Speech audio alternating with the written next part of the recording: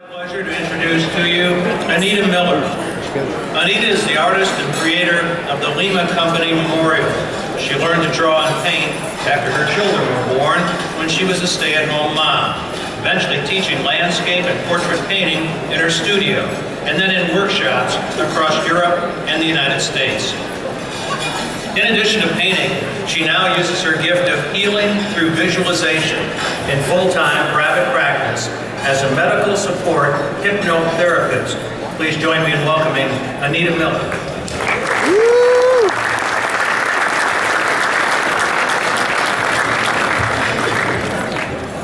These are the eyes of freedom, painted to honor service and sacrifice. These are the men of Lima who fought and died together in Iraq, who now stand as silent witnesses. Their eyes reflect the thousands of men who offer their lives in service to our nation. Their gift is personal. We give thanks to our armed forces and their families who quietly sacrifice to support that gift every day.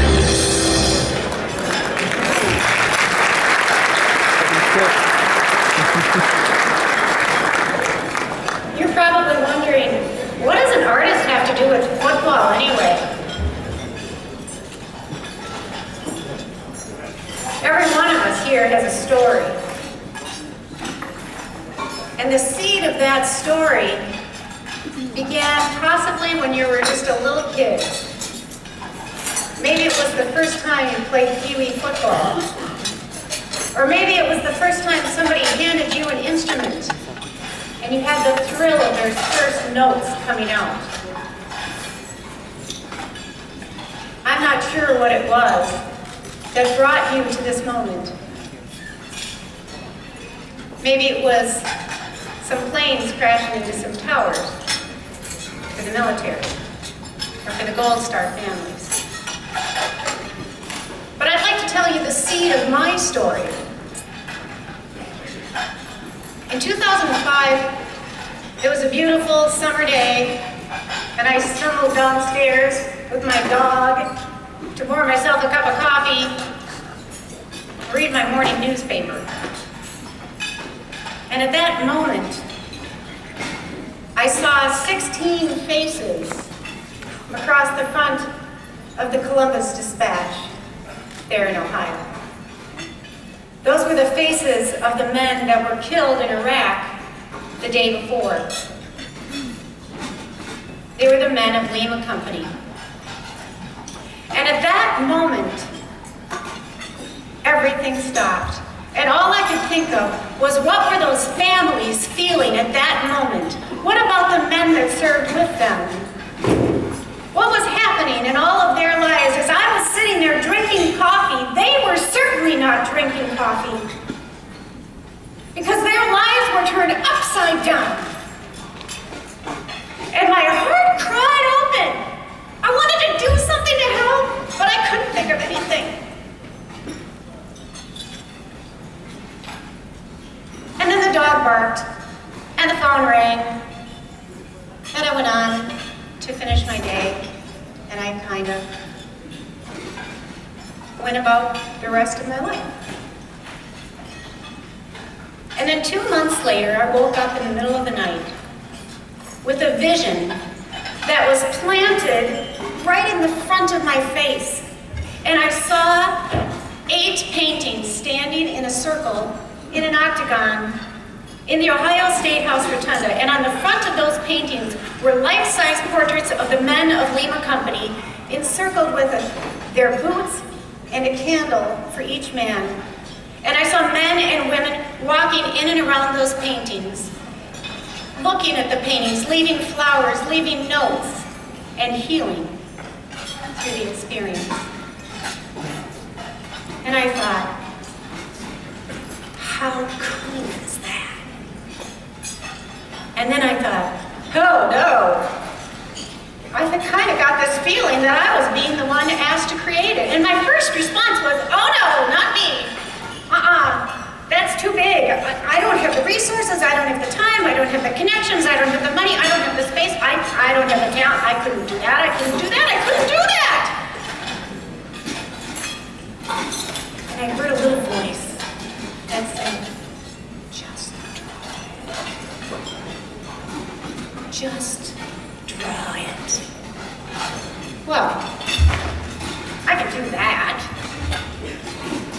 once I drew it, I was hooked. And I knew that it was my job to create the Lima Company Memorial.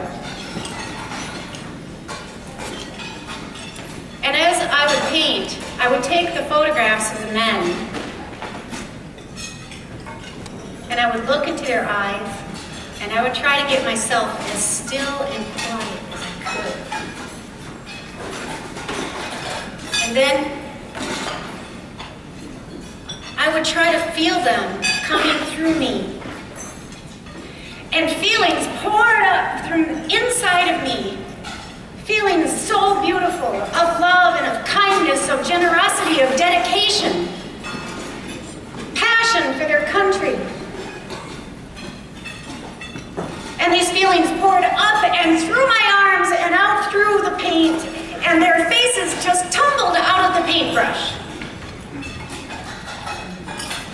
And when I would paint the backgrounds, I would ask them to show me the environment that they were in.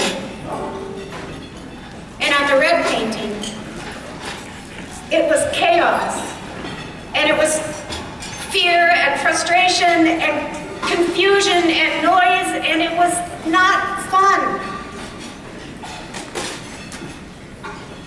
But on Rembrandt's painting, it was light, and it was bliss.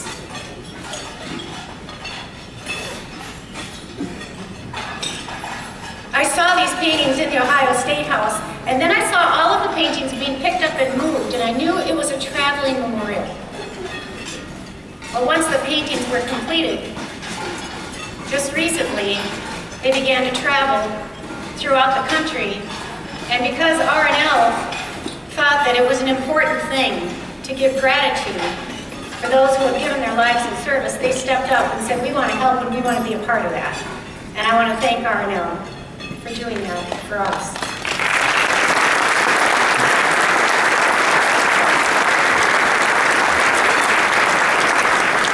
So here's where our seeds of our stories all begin to intersect and weave together like a beautiful vine.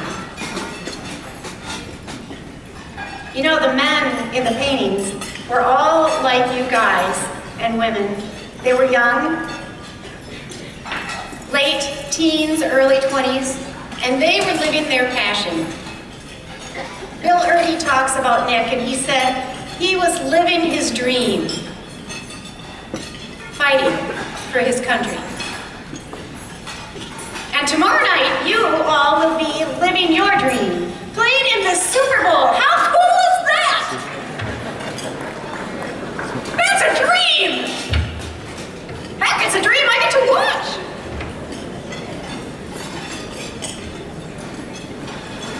But tomorrow night when you play, your cheering section is just not going to be the Superdome, and it's not just going to be the homes across the United States. It's going to be in bases all across the world. And it's going to be in Afghanistan, it's going to be in Iraq. And there's going to be men and women that are coming back from battle after a long day. And they're going to sit there. And you're going to bring them home. College football is a uniquely American story. It weaves the sights and sounds and smells and feelings of home. So when you play tomorrow night, you're bringing people together from all sides of the world. And you might bring a moment of joy and solace, a moment of peace to a very hot and dusty place. When you play tomorrow night, whether you're playing an instrument or where you're playing on the field, you're lifting our troops out of the war zone, and you're bringing them home.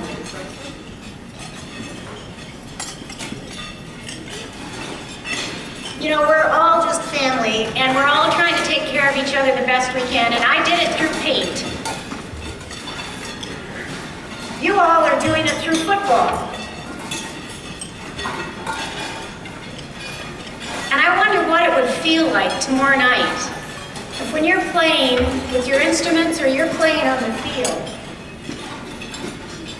you did what I did, if you looked into the faces of those men, and if for a moment you allowed their heart, their passion, their dedication, their love, their aching, their pain, their joy to play through you, what if you allowed them to run through you, hit through you, and be victorious through you? What if you felt their power roar through you on that field? Men and women are giving their lives and fighting for you and for me every day. Tomorrow night, it's your chance to fight for them. Play well.